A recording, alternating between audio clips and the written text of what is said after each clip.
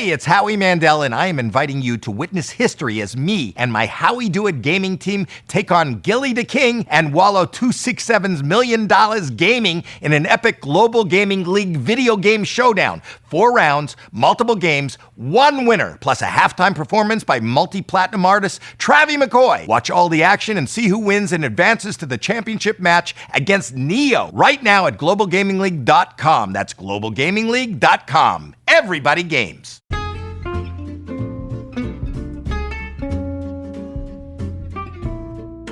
Hello, and welcome to It's a Fandom Thing.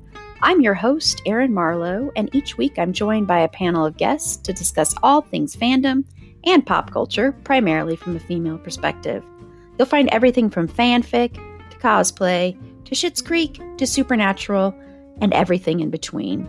So put on your favorite piece of fandom merch, set aside that fanfic that you're writing about your OTP, and sit back and enjoy this week's episode.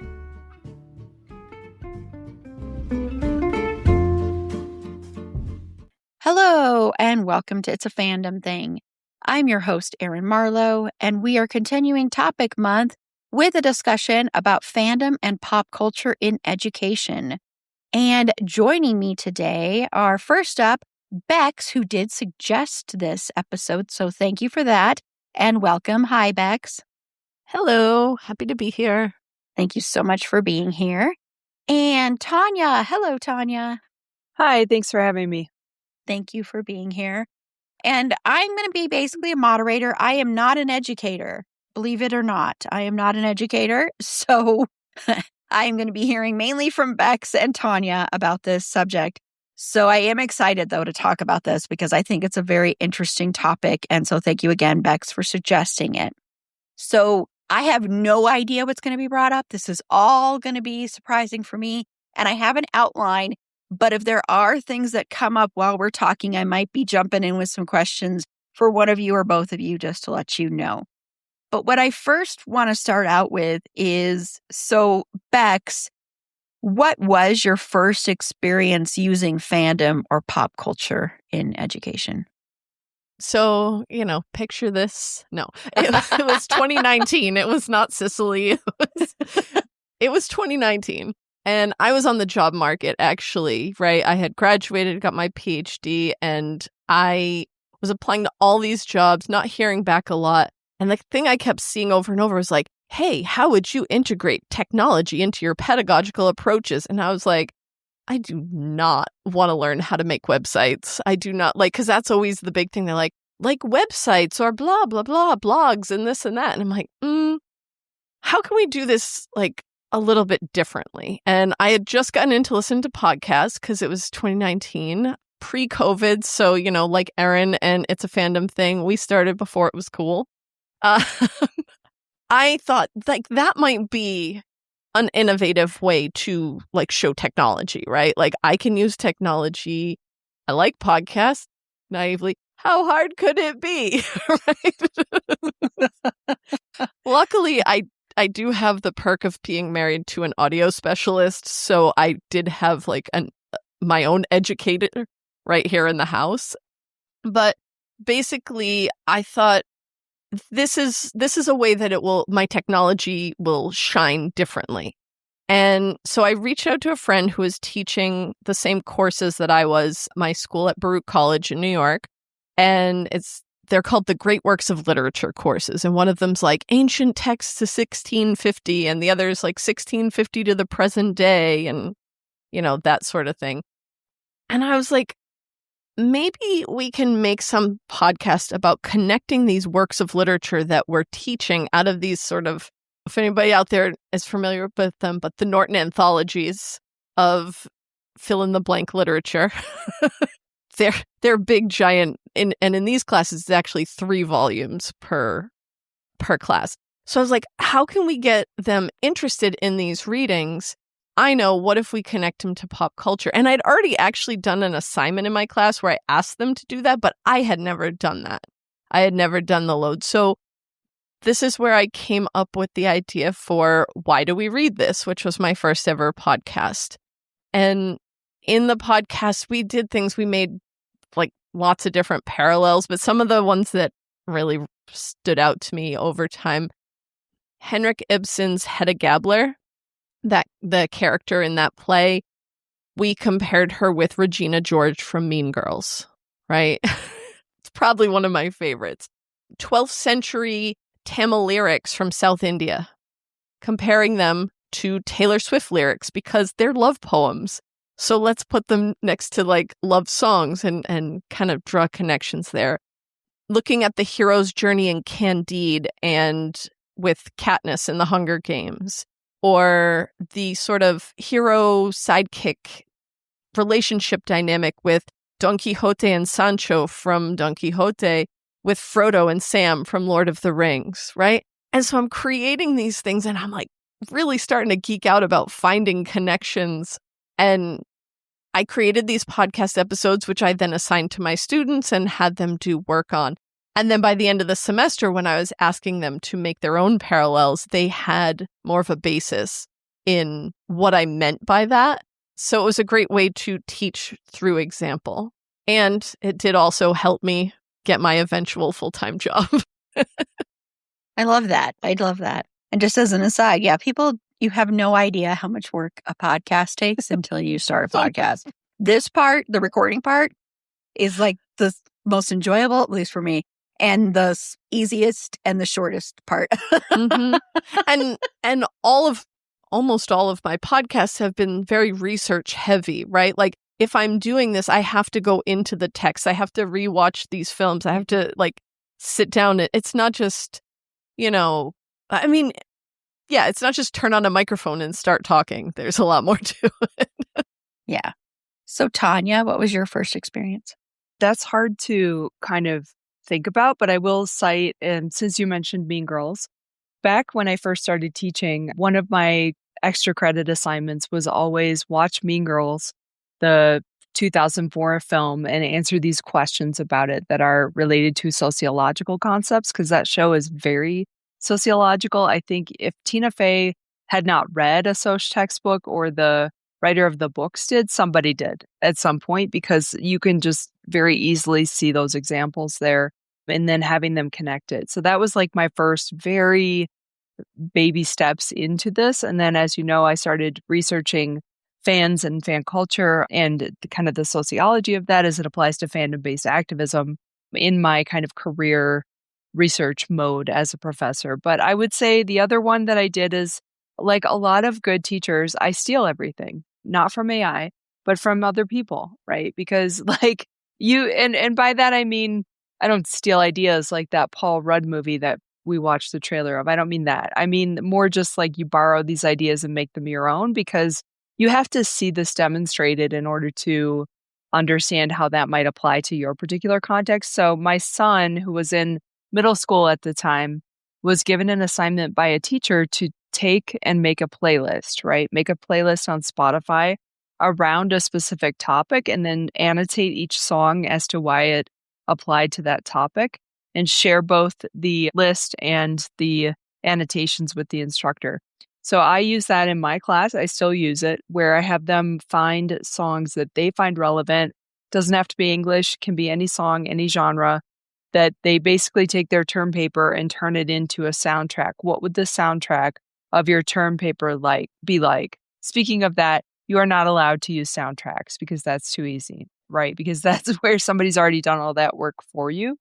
I do have to put an asterisk that they are not allowed to use Where is the Love by the Black Eyed Peas, because I have seen that song talked about way too many times. And if I see it one more time, I'm going to start a fire. The love is not in my heart for that song. I will just say that. So that was maybe my first step. And then, as Bex knows, it's just gotten more intense since then, where I ended up having them do their whole semester project around fandom. The next step.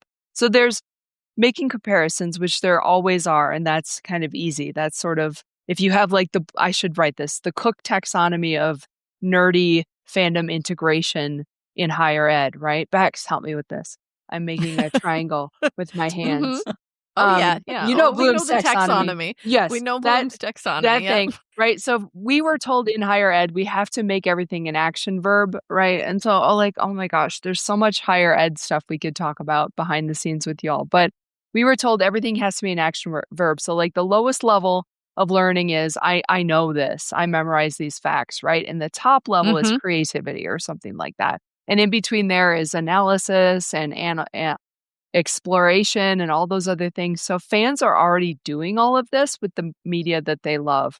So for me, there's a very direct parallel between how fans engage with what they love and how we engage with what we love as academics. And so many of us academics are also pop culture nerds. So we're both nerds and geeks. So I just think these two should talk to each other. So often if you go into into like an academic conference and say, who likes whatever popular, who likes Star Wars, everyone will raise their hand, right? Or you can talk about that ad infinitum with people in that demographic. So making that connect to your coursework is the next step. So you start very basic, like what is the connection between, I'm not saying you're basic, okay?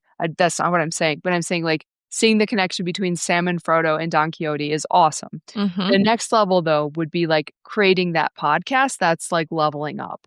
So the connection is one, leveling up, and having the podcast is the next one. So I did like a version of application and analysis, and then where I'd like to go and where I've gone sometimes is using fan practices and fan culture, like that transformative fandom, to actually teach my content. So what the hell do I mean by that? What I mean by that is I had a student who had the option for their term paper, instead of a term paper, write me a fan fiction, rated PG-13, but write me a fan fiction, please, right, about this character and how it embodies these sociological concepts. So he wrote much more than he had to. He wrote a whole chapter all about Eric Killmonger from Black Panther and his backstory between when we see him as a kid and when we see him in the Black Panther movie, and showed all of the sociological concepts of learned deviance and all these different ideas through this story. And I was like, great, chef's kiss, perfect. Like, that's what I'm saying is if we can get there with our teaching, that's the next level up on the nerd taxonomy of engagement. I do have to bring up that you said that song that you won't allow on the playlist. When I had them do their final project on comparing something to pop culture. So Baruch College, we have 3 different schools within the college, but we're predominantly known for being a business school. I have a lot of business students because this class was like a required class. So the one thing that I had to disallow after a while was The Wolf of Wall Street. I have never seen that movie, but I could tell you from start to finish what it is about. That makes sense. Cannot with that movie. Excuse me, teacher, have you ever seen The Wolf of Wall Street? Yeah. No, I haven't, but I don't need to. And there's just ones where you have to go, okay, these are banned. And then you understand that now, why teachers go to that. I'm like, if I hear Where's the Love one more time, I'm going to go murder the Black Eyed Peas like April. Me and April Ludgate are going to go ham. Anyway, I'm not really. I do not. Kids, don't do violence. Okay. Don't do violence. I bet in the 80s, if you had done it, it would have been just Wall Street would have been the movie. The Oliver Stone movie would have probably been the one. Oh, I'm sure. All I know about The Wolf of, we don't need to go here, but all I know about it is that Margot Robbie wears high heels and there's something with a foot. And then there's cocaine. Yeah, that part actually didn't get written into any of my papers, thankfully.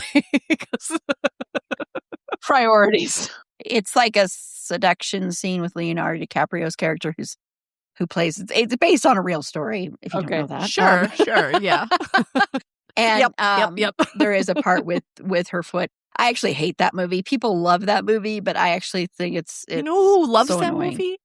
Business school bros. That makes sense, actually. Even though it's kind of putting them down, it's not like in favor. Oh yeah, no, they're very critical. How they would not be the same. They would not do that. Yeah, you're all just thirsty for Margot Robbie, which I can frankly understand. But yeah, anyway, okay. Next question. Yeah, no, I thought that was really interesting. So Bex, why do you like using fandom and pop culture in education? For me, it is all about the making connections, right? And I know, Tanya, you were talking about like in the taxonomy, that is the base level, but we need to start somewhere, right? And so, especially in that literature class, but even in my intro to Latin American studies class, I am trying to get them to do exactly that, is to make these connections, to understand how that the content that we're covering, whether it's literature, history, culture, you name it, how that has connections to the things that we already know about, things that we care about, things that we dedicate our time to anyway. I've done things like, and I took this off because of AI issues, but like they used to do a social media post where I created an account and they had to make a post teaching the world about something. They're spending time on these social media platforms, like make an Instagram post, make a TikTok, and show me that you understand the concepts that we're covering. I think the idea that, like, of course, stories change with time and the language that is used might not always be as accessible. But if we can draw these parallels, like I said, 12th century South Indian love poems to Taylor Swift lyrics, it's like, oh, I get it now. I get it. I think I had a student compare some of those poems to Beyonce's Lemonade album one year, because it was really about how, yes, they were individual poems, but they worked together to tell a cohesive narrative, right? So they start making those connections and the things start to resonate with them. I use comics in my classroom in particular, right? So it's not always just about relatability. It's also about accessibility. I think so many of our students these days are, if they're not visual learners, they're used to being presented with visual content along with their learning styles. I think a lot more of them think they're visual learners than actually are, but that's a whole other discussion. So if I can present them with a comic that goes along with the content that we're talking about, it can jumpstart conversations that might be tricky. One example of this is I teach a comic called The Journey, which is about a young girl in the late 90s who migrates from Guatemala, to the United States and her journey there. And I pair that with a video on the history of U.S. interventions in Central America and how that sort of catapulted the undocumented migration that we're still seeing today. And basically kind of getting to the bottom of, like, who's at fault for this migration that we are seeing. And in that moment, I'm connecting them with the data and the historical, like, news-driven content with a personal narrative. And so they're able to put those two pieces together and get a fuller idea of the picture. So yeah, having them have that comic to go along with the news video really works. The only trick, though, the biggest, like, struggle with this is, as much as I love it, you're forced to keep on top of things. Like, I can't tell you, especially these days, I feel like my references are so outdated already. Like, even the Hedda Gabler Mean Girls thing, if I were still teaching that class today, I don't think the students are as familiar with Mean Girls as they were 10 years ago or 15 years ago when I was teaching that play and would, like, casually make that reference in class. It was like, oh yeah, she's kind of like Regina George from Mean Girls, blah, blah, blah. And they're like, who? From what? And I'm just like, oh, I got to keep, so you constantly have to keep on top of the references that you want to make. Yeah, I can see how that would be a lot of work, because I know, like, with this podcast, it's a lot of, like, I'm on lots of social media seeing, like, what the trending stuff is, and it can get a little bit like, sometimes I'm like, I have no idea what these people are talking about, but it's something, like, big at that time and you have to research it and stuff. So yeah, because pop culture is always changing. It's not like stagnant. So Tanya? Yeah, I love that. And that was no shade on, like, making connections. I think I would love that, to have a connection between something very old and something that might be more in my worldview, because what you want to do is a couple of things. You want to teach people why they need to know this, how it's relevant in their life. That's important for every teacher everywhere. And just, I don't know that the audience knows, Bex and I both teach college, and I think we forgot to say what we teach. You may have said so, Bex. I teach sociology, so mostly intro to sociology. is where my examples are coming from. But yeah, anyway, I don't remember if we established that. No, so I I'll don't think say we that. did. I No, did. I should have asked that question, but I no, just you're all didn't, good. but- So we're like, for me, I'm dealing with students from concurrent enrollment. So that means high school all the way up to 60, 70 years old in the same classroom. So there are students who are going to get my Indiana Jones references, and there are students who aren't going to know anything about that. So the way that I deal with that, though, everyone knows pop culture, and they can share what music they like, what show they like, what movie they like, or what they've seen recently. So I ask that as an attendance question. And I don't think they realize, like, it is my chance to just have fun and establish rapport and nerd out with the students. But it's also my chance to know, like what you're saying, Bax, what are they into? What references are going to make sense to them? What do they like? And then just be really upfront about, I don't personally play video games unless you count Words with Friends, and I will destroy you. Or Duolingo, which is kind of gamifying language learning. Sorry. Those are my time crunch. They are time things that I waste time on. But I don't do those, and I don't do TikTok or Instagram or social media these days. But I do know what gaming is. I know what games are popular because so many have been adapted, and so many are based on these old stories that, not old stories, but like other pre-existing ancient texts that you're talking about, Bex. So I think the creators of these pop culture things that we love have also been steeped in this. They've also read this, and they're trying to find a way to make it fresh and relevant to audiences today. So I think that's all very important and very much speaks to where they are at. So again, very, very important. I don't even remember what the question was, and I think I'm diverging. What was the question, Erin? Why do you like using fandom and pop culture? Because I can't separate the parts of myself that are the nerdy, geeky person from the person who loves academia. They are the same. Like, and I don't think our students show up with separate identities either. They live at those intersections of their age, their gender, their sexual orientation, their ability status. And for me, a big important identity in that is what I like to do, what I find interesting and watchable in my free time. So we're not just talking about hobbies. Like, I just want to be clear, when we talk about fandom, we mean deep engagement with this thing in the way that fans engage and transform their beloved content, whether that's bidding or writing fan fiction or cosplaying or whatever. We do it because we love it, because it means something to us, and because we can learn our concepts better. So I, as a person who continues to not be the same age as my students, and every year there's that bigger gap, right? I use pop culture as a way to also speak to where they are right now. So it's not that I'm trying to be hip or cool. That ship has sailed, if it ever was in the harbor, ever. But it's that this is how I'm trying to talk to you and speak across divides of gender, race, ethnicity, disability status. Age is the big one, like religion, right? All of that stuff is by looking at the pop culture lens. And then occasionally I will be into something, an anime that they like or something, which is really funny. And I love the surprise face. Like, you watch that? Yeah.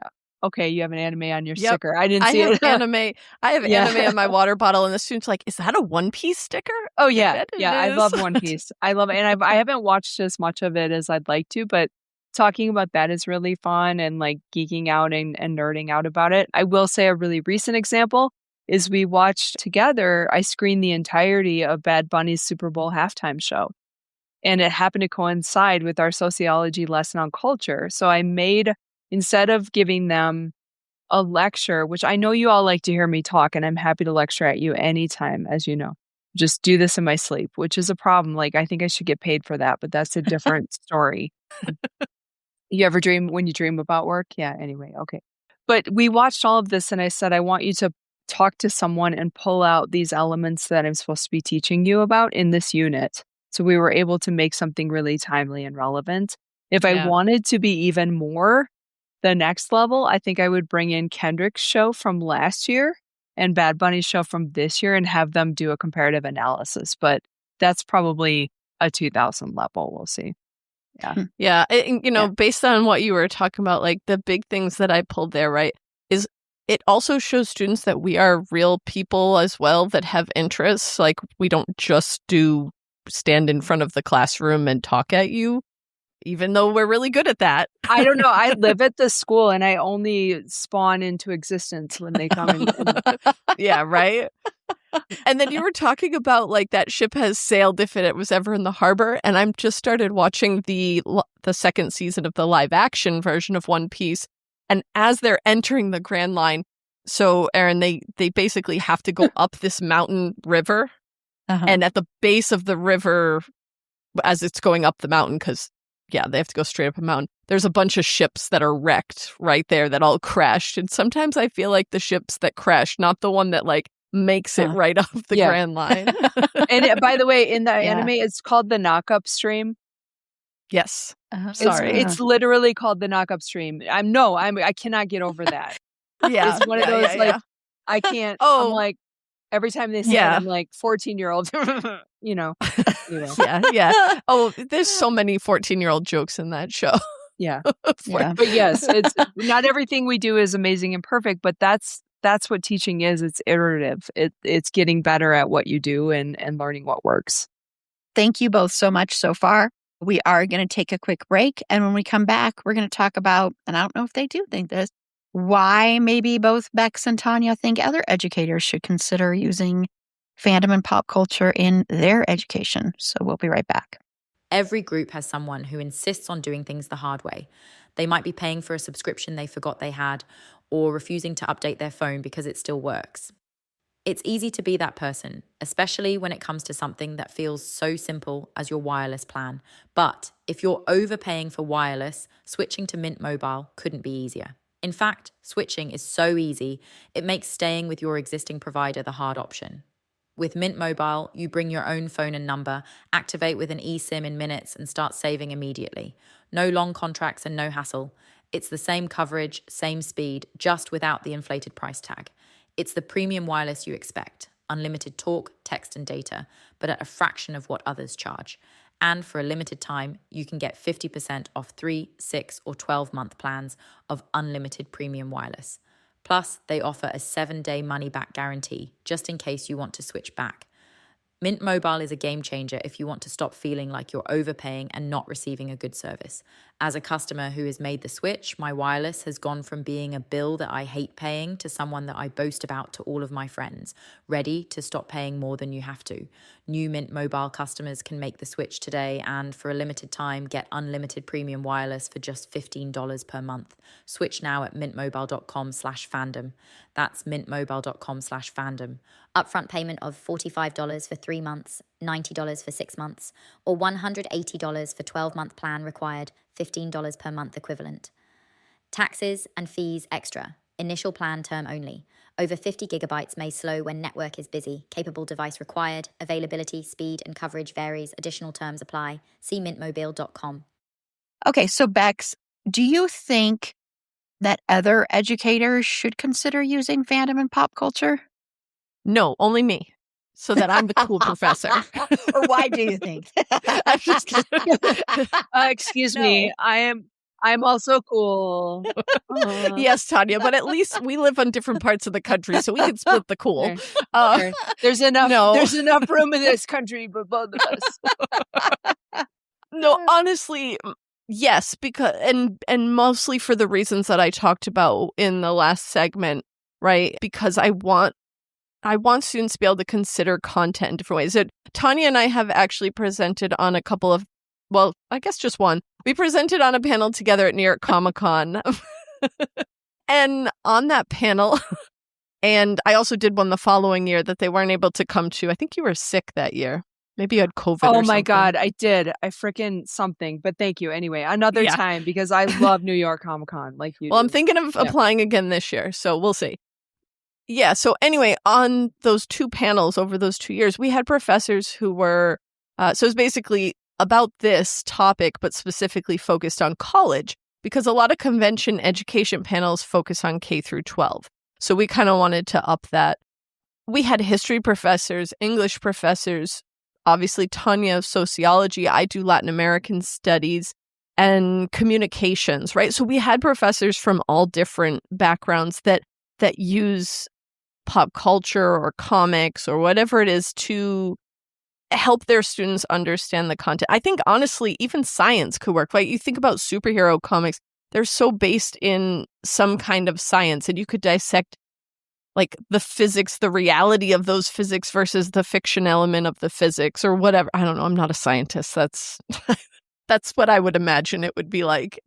But yeah, it's really about giving students an avenue to like more deeply understand the content that you are trying to get across to them, and asking them to draw their own parallels, asking them to figure out like, oh, or, what Tanya, you were saying before, like create something out of it, like your own fanfic, or, I have students create little comic strips sometimes.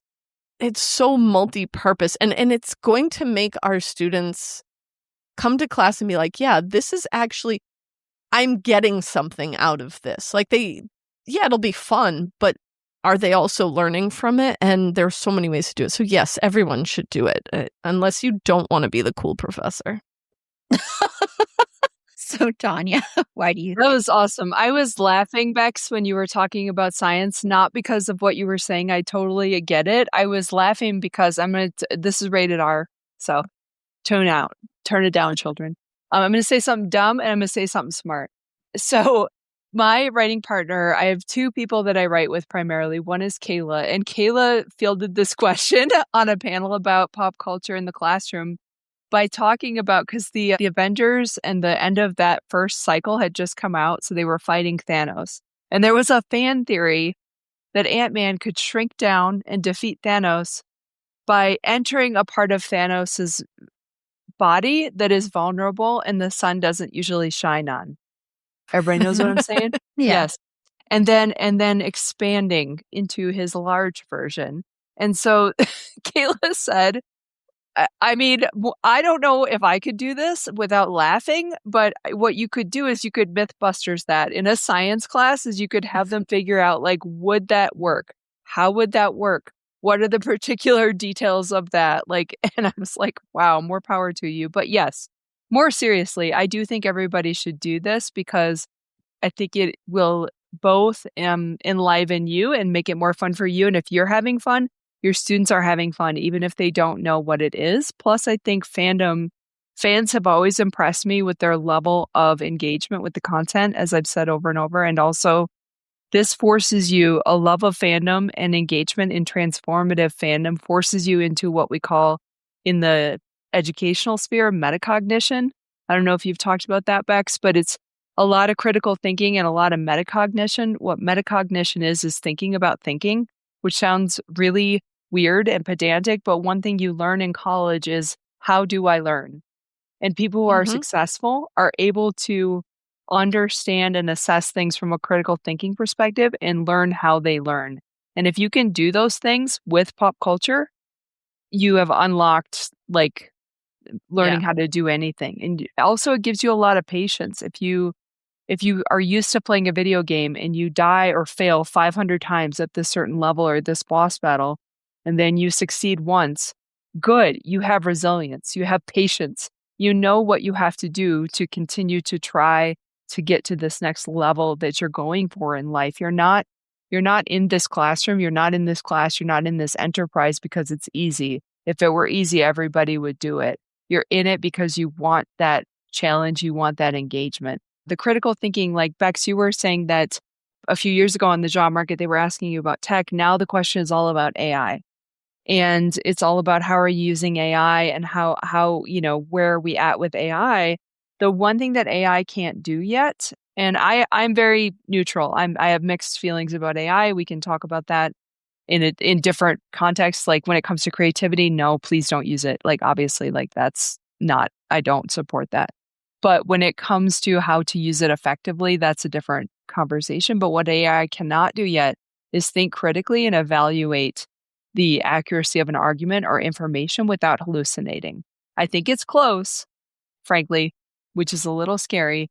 But that critical thinking skill, if I can teach you that and the value of that, that's what keeps us human and keeps us empowered. Yeah. Yeah. And going back to when you were talking about the Thanos thing and the using, a particular body part, the boys, if I'm remembering correctly, did exactly that. So I just They am thinking did. about that. Yeah, they did exactly did. that. So that's all I could think about.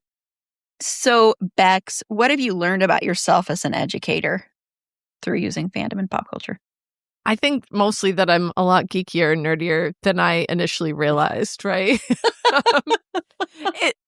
I've learned that it's difficult to keep up with what the students are into. And I think, Tanya, I think I'm going to steal that idea from you, is just at the beginning. I always have them fill out these index cards, name, pronouns, and then I ask them a few questions on the back. And I think I'm going to add that question in there so that when I do make these references, there's some acknowledgement, right? Because other times I think our students are so used to learning online that they still their faces a lot more. I used to be able to read their facial expressions, and now they just kind of stare blankly at me, and I'm like, are you there? Does it work? Like, is this funny? Is it not? But they're almost like afraid to laugh or let loose. Again, business school. But I think like asking them that question so that when I'm making my references in class, I can make them references that are relevant. I think sometimes I've learned that I have to let them in before they're going to open up about their fandom experiences. And yeah, I just want to like help them showing their geeky side is okay, even when they're all like, I do have students who come to class in full suits because of some other class they're doing or some interview or internship. And it's like, you can do that, and it's still okay that you enjoy video games and that you were singing to whatever songs or whatever. And I do feel that making, like, for me, when I can make those connections with my students, that it helps me develop my relationship with them. To me, in my teaching, it's really important that I don't just show up to my class, teach my content, and go home. That I want the students to feel like there is I'm not even sure exactly how to phrase it, but that there's more to what their relationship with professors can and should be. And I think a lot of times that is shown through those mutual interests. So I like to use that to highlight it. It also means that now when I watch stuff, it's really hard to just watch it. Because I'm always thinking about, like, what does this mean? And why did they do this? And so, yeah, that's another thing I've learned about myself is it gets me into overthinking, not in a bad way, but like the media that I'm consuming. Yeah. So, Tanya, what have you learned about yourself? Yeah, I like that. I've learned, I think, similarly, but also that for me to be most effective as an instructor, as a teacher, I need to bring my whole self into the classroom, and I want the students to do similarly. So just like you're saying, it's not that what I present in the classroom is not a performance or cultivated. It is. Who I am when I'm not in the classroom is slightly different. I don't come home and say, kids, 2 out of 3 people want broccoli for dinner. 3 out of 4 people want, green beans for their, anyway, I do that bit, but it's also I think you have to get over your fear of failure. So I've learned to let go of some things that used to be important to me, which is the perception of other people a little bit. But at the same time, I think I told them, and I tell them, I need to ask permission to bring my authentic self in the classroom. I'm going to make references. I'm going to make jokes. If you don't understand what these are, I want to be here for you. I want to be accommodating. Please ask. I'm not trying to put the burden on you. I'm saying that for me to show up in this space, I need this. You to show up in this space, you need this. Maybe you have to pick up your brother every day for the month of April, and so you have to leave 5 minutes early. I would allow that. I would accommodate that because it's a valid need. And so similarly, I would ask that I can reference 30 to 40-year-old pop culture and sci-fi, right? It's a joke, but it's like I can't. Like I said, I don't think I'm as effective if I separate that. I can do that, but that's what are we doing to people if we ask them to separate themselves into little digestible chunks? I think that's a problem. And I think that gets into all of the isms, right? Racism, sexism, classism, ableism, all of the issues that we have in society. So yes, there are norms and rules about how to be in a space so that we can all be functional and productive, but that doesn't mean they aren't negotiable within reason. And so for me, what I've learned is this is how I do it. No, this is how I show up. And this is, I think, what works best for me. So I hope it works for students. And if it doesn't, they can tell me, I can ask them. And the what's that quote about people remember X% of what you tell them and X% of what they do and 90% of how you make them feel. So for me, it's all about that emotional connection. If I create an established trust and that individual relationship, which is so hard to quantify, so hard to tell people why it matters. But part of how I do that is through this sharing what I love. Because then if I do that, they can do that and we can meet each other halfway. I love that. Yeah, I do too. Yeah, thank you both. I love asking that question of anybody. So what you learn about yourself through things. So thank you both. So we're going to take another quick break. And when we come back, I just want to hear some favorite moments from your experience in using fandom and pop culture. So we'll be right back. Stitch Fix. Shopping is hard. Let's talk about it. I don't have time to shop, so I buy all my clothes where I buy my seafood. I just want someone to tell me what shirt goes with what pants. I just want jeans that fit. Stitch Fix makes shopping easy. Just share your size, style, and budget, and your stylist sends personalized looks right to your door. No subscription required, plus free shipping and returns. Man, that was easy. I look good. Stitch Fix, online personal styling for everyone. Take your style quiz today at stitchfix.com. Okay, so Bex, what are some of your favorite moments from your experience using fandom and pop culture? This was really hard to think about. Like, you know, when you ask those questions, what are your top 3, blah, blah, blah, and everyone's like, Yeah. Erin, how could you make us choose? I know. That's how this was for me. I had a feeling it would be. I'm sorry. That's quite all right.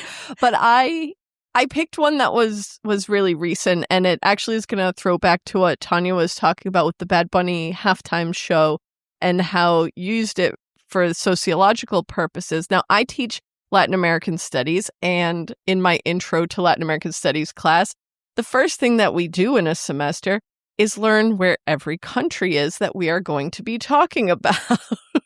And we find where they are on the map, and we understand what the capitals are, and they're quizzed on it. I'm not a big quiz person, but this one's really important to me. Because if we're going to talk about, you know, Argentina's politics in the 20th century and Chile's politics, we have to know that they were right next to each other versus the Mexican Revolution and Puerto Rican control under the United States, or not the United States. Sorry, Mexican Revolution. Yes. And then Puerto Rican control. Know where they are. So I didn't use the whole halftime show. I just needed to use a little clip of it where he goes through and he lists all the countries. And we had already taken the quiz this semester when that came out, but I played that in class for them, and I was like, okay, so if I were to give you a map and he's going through these countries, can you label them? Can you? I was like, if anybody, because I gave them the opportunity to retake it if they did poorly. I was like, if you want to retake this quiz, come back to this video and run through it and practice it. So I thought that was such a fun moment because it was so fresh. It was so timely, and it's rare that I'm able to integrate those things, such timely examples into my class. So that was a lot of fun. I think some of them are when I fail, pop culture reference fails where they all just stare at me and I'm like, it's all right. I'm old. It's fine. I just lean into it now. Oh, they crack me up though. And it's funny because I have siblings that are around their age, but the problem is my siblings' parents are my parents. So they know old references. So I can't even use my siblings as a barometer. But I think the other one I wanted to quickly mention was when students come into my office. I am a huge proponent of, hey, come drop by my office. Sometimes I even write it into my syllabus. You've got once in the semester, you're required to come meet with me for 10, 15 minutes, just so you know, especially for a freshman, that it's not so scary to go and talk to a professor and that we like to talk to you. So when they come into my office, which is against the elevator bank and has no windows, but has a shit ton of posters and pop culture paraphernalia, right? So they see my superhero fan work, and there's not a student who comes into my office for the first time that doesn't just like look around and go, oh, wow, I really like that. Or they find something, right? You know, I've got my Miles Morales poster, America Chavez, Moon Girl. Love some Moon Girl, right? But I even have some like fandom pop culture things outside of my area of study, like my Ted Lasso things, One Piece artwork is up there, that sort of thing. Students almost always find at least one thing to comment on when they come into my office, which helps them break the ice of like, oh, I'm coming to talk to my professor and I'm a little nervous about it. So I think bringing fandom not only into my teaching, but having it be a part of my research and then also part of the decor in my office. You know, I have a whole shelf of Black and Latinx comics on my bookshelf there that they're like, oh, that looks cool, whatever. You know, it gets the conversation going, and it helps them understand, again, that their professors are people too, that don't just manifest when they show up on campus. Don't just like pop up. Mm-hmm. And then afterwards you just go back underground. Yeah. Sometimes I wish.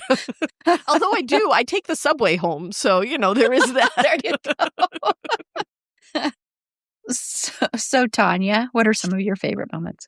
This is tricky. I agree. I'm going to give you a selection, but there's so many. So recent to old. I think some of my favorite moments have been just the opportunities that I've had to be able to talk to people, even collaborate with Bex on the panel that we talked about. I collaborated last semester with another instructor who taught a different class, who taught pop culture. I taught Soc of diversity, and we were able to kind of quasi-merge the classes. We couldn't fully merge them like we wanted to and kind of co-teach because that creates a whole complicated bureaucratic issue for us. But what we did was the students talked to each other.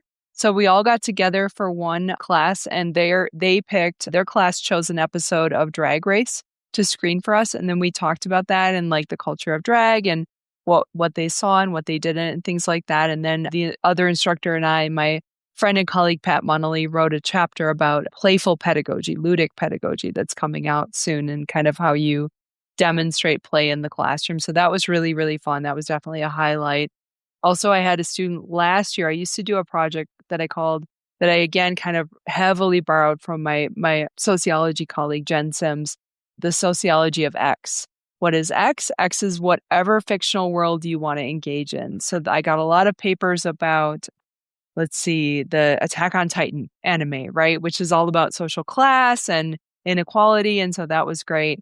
But I had a student, and then I shifted this so they didn't have to do a paper, they could do a podcast. So I had a student do an interview podcast with his mom about the show Adventure Time and how that showed male friendship and connected it to sociological concepts. And that was a delight to listen to. It was so much fun. And the mom got to help in a way that wasn't like doing the kids' homework. I don't know. He's a young person. He's an adult. So he definitely did his own stuff and deserves credit, but was able to rely on the resources and the capital that he had, which was the mom and him watched the show together and shared it. So I thought that was really, really sweet. And then one from this semester that I loved is I threw this into my intake assignment, which I hate that word, but I keep calling it that. But it's basically a get to know you assignment. Tell me about yourself. Tell me what you're interested, social institutions you want to learn about. And in that, I had them do an alignment chart. Have you done an alignment chart, Bex? Do you know what this is? Talk to me. So I've heard this. People do this. So an alignment chart like D&D, but they do it with Pride and Prejudice. So they take all the Pride and Prejudice characters, for example, and they put them all into the alignment chart. Like, where would this person go in this square? So I said, I only wanted the students to choose one square that they find themselves, like where the characters that they feel most drawn to, what square would that sit at? And for most of them, that was lawful good, lawful neutral, or I'm sorry, no, neutral good or chaotic good. So it was usually that top row. Once in a while it was the middle, once in a while it was the bottom. I had a student get so into this that he did all of the squares, and he did characters from the anime Jujutsu Kaisen, which is really popular, if you know this one. And my boss happens to love Jujutsu Kaisen, even though she's a middle-aged woman. Right? And we talked about like that, those expectations of age and demographic and fandom. So I sent it to her and she loved it. She was like, this is perfect. No wonder I love this character because he's in this square, and that's exactly where I could see myself finding interest. So not only could I make a connection with the student and they put in more effort than I asked, I could make a connection with my supervisor as well. So that was a really fun, interconnection. But like what I've noticed is that most of the time students are working harder on these assignments than they would on other assignments. So that's some of my favorites. I've done comics in the classroom too, which is a blast. Yeah. Mm-hmm. Yeah, that's interesting. That makes sense though, that the students would be working extra hard on those, because I think there would be a different level of enjoyment to doing those papers, tapping into something that you enjoy that might bring you relaxation or help you after a long day, or, take away some of the stress of college or anything like that. So that's interesting. Yeah. And having them do those creative things in whatever realm, like in many of my classes, the final assignment in my intro class is to make either a short comic book or a zine, right? And I give them time in class and I bring the magazines and they can cut them up and they can actually combine those two. And I'm like, I want you to take one of the things that we learned about in this unit, but like pick your favorite, pick the thing that stands out to you and make a comic about that or make a zine around that idea. And giving them that moment to be creative and to understand that creativity, that games, learning by games, all of these things are valid ways of learning and understanding information, and that there's not one way to learn or one way to be assessed, and that it can be fun. It can be around things that are of interest to them. I taught a class on Latina women where I was like, hey guys, you're all Latinas. I'm not. What do you want to learn about? How do you want to present it? And they all got to pick their own projects and do their own things. And some really did. Like I had one that leaned into like Latina representation in comics. And it was like, okay, awesome. We didn't have time to talk about that in class, but that was of interest to you. You got to really lean into it. And I think something about using fandom, pop culture, comics, it gives the students this permission that they don't feel like they always have in other classes. Because if we're going to have fun with how we teach the material, then they can have fun with how they show they've learned from that material, if that makes sense. Huh. Yeah, no, that does. Yeah. Wonderful. Well, thank you both so much. I really enjoyed this conversation. I did want to play 6 Degrees of Finn Whitrock. I've done one in my head because I didn't know what you were going to talk about. So I don't know if either of you did the 6 Degrees of Finn Whitrock, connecting Finn Whitrock. No? I did it real last minute. I did do the cheat thing because I was like, I've got 3 minutes before I have to set up my podcast equipment. So how did you connect Finn, or what did you connect Finn to? I connected him to Bad Bunny. So Bad Bunny was in Bullet Train with Brian Tyree Henry, who was in If Beale Street Could Talk with Finn Whitrock. So it's a short one, but I was like, yeah, let's go from there. That's fine. No, short ones work. Last week I did like a really short one. Yeah. So awesome. Well, I was listening and I'm going to use The Wolf of Wall Street. So I'm going to do something kind of funny here. Sorry. I was taking a water break on that one. Did not see that coming. Those of you at home, Bex almost did a spit take. So. Yep. Yeah. Almost. So Leonardo DiCaprio, of course, is in Wolf of Wall Street. And if you don't know, for a long time, Leonardo DiCaprio and Christian Bale, like Christian Bale would get almost like the leftovers is like a way to put it, of like anything that Leonardo DiCaprio didn't end up doing, Christian Bale would do, that kind of thing. And one thing was, if you don't know, American Psycho, when it was first being made by Mary Herron, for a while, the studio went, no, we don't want to do this. And, because Christian Bale was attached. And so they decided they wanted to go a different way. And this movie would have been awful, but they wanted Oliver Stone to direct it. And then Leonardo DiCaprio was going to play the part of Patrick Bateman. This whole time, Mary Herron's like, okay, this project's dead. We're not going to do it. Christian Bale is still preparing, because this is Christian fucking Bale, preparing for the role of Patrick Bateman. And she keeps telling, we're not doing this. We're not doing this anymore. They pulled it. And then Oliver Stone ended up quitting. And then Leonardo DiCaprio didn't want to play such an unlikable character, although he ends up playing an unlikable character in Wolf of Wall Street, whatever. But anyway, so their connection right there, I'm using that. That's how I'm doing it. And Christian Bale, of course, was in another movie that I wonder if people have used, Bex, and that's The Big Short. And also in The Big Short, of course, was Finn Wittrock. So I don't know if they've ever used that. A little bit, but not nearly as much. Not nearly as much. Not enough to have it banned. Well, thank you both again for joining me. I really, really appreciate it. So we're going to go ahead and close out. And Bex, if you want to tell people about your podcasts, like One I Noticed No Longer Around, but you can still listen to it. So take it away. Yeah. Big Reputations has ended, but the episodes are still available to listen anywhere you get your podcasts. You can also go find us on Instagram at Big Reps Pod, and that will show you some of the topics and women that we covered on that podcast. It's about women that society judged harshly. I co-host a podcast at school with my colleague Rojo Robles, and we talk about Latinx literature, culture, media of all forms, and occasionally have interview episodes. Most of them are in English, some are in Spanish, so you can listen to whichever you prefer. And not that we're fully coming back, but there was, as I mentioned on Wednesday, a teaser trailer for the new season of Ted Lasso featuring the women's team. And the teaser trailer was literally 20 seconds of Coach Beard sitting there reading a book.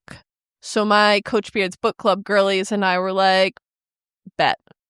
No, so we're going to get on. And we have no specific timeline, but we definitely felt called out. And we're thinking that we might release an episode at least addressing that trailer. If I have put the book on reserve at my local library. And that book is called Soccer Women by Gemma Clark. So you can follow our Instagram at Coach Beard's Book Club to find updates about that. And if you just want to follow me for whatever reasons, my educational musings, I'm on Blue Sky at drbex PhD. Or on the Fandom Thing Discord.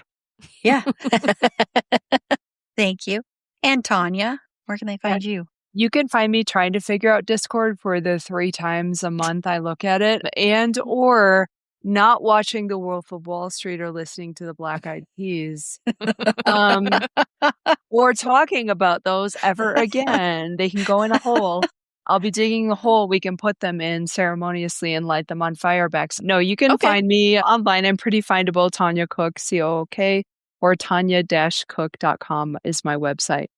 Thanks. Awesome. Thank you. And Fergie the dog, well, I don't know. I mean, if you were teaching a course that was about horror and she could watch lots of horror movies, because it is true, she loves watching that. She also loves watching Abbott Elementary and true crime. And you can follow her on TikTok at Schroeder and Fergs. That's SCHROEDERANDFERGS. It's long, but it's worth it. To find links to all our past episodes and links to that Discord server, you can head on over to our website. It's a fandomthingpod.com. And while you're there, consider becoming a Patreon supporter today. For as little as $3 a month, you get ad-free content. You get episodes a day early. You get bonus content. Pretty soon we will be releasing a bonus episode discussing the movie The Bride. And you also occasionally win prizes. We have our upcoming marathon streaming event, which it'll be our 5th year doing it. I just realized that. I'm like, oh my gosh, I cannot believe I've decided to do this 5 years in a row. But it's me streaming on our YouTube channel for 12 hours. And I have lots of great guests. Both Bex and Tanya have been on before. And we do lots of fun little panels. We're going to be doing our Fandom Choice Awards during that, instead of like we used to do it as a separate thing, but we're doing it during that this year.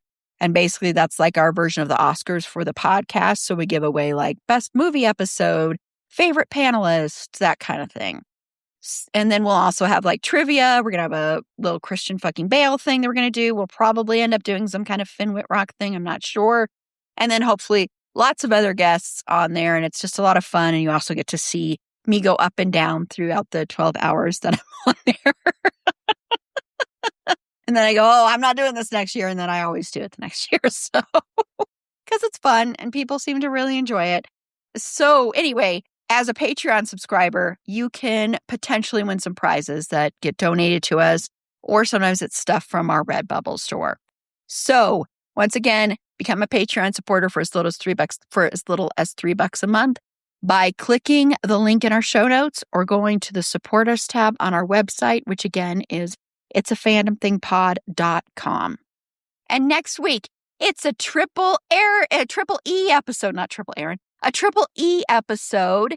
We're going to be talking about Netflix, and joining me is going to be Erin A. and Ishelle. So the 3 E's. I'm excited to kind of that'll be a new little thing because, we've had the Sexy Ladies, we have the Wild Women of Podcasting, all this kind of stuff. So we are going to have the 3 E's, and we're just going to talk about the history, some problems with Netflix, some things we love about Netflix, that kind of stuff. Like K-drama. That might come up, yeah. I don't know. So until next time, remember, it's a fandom thing. Black Lives Matter, stop Asian hate, and free Palestine.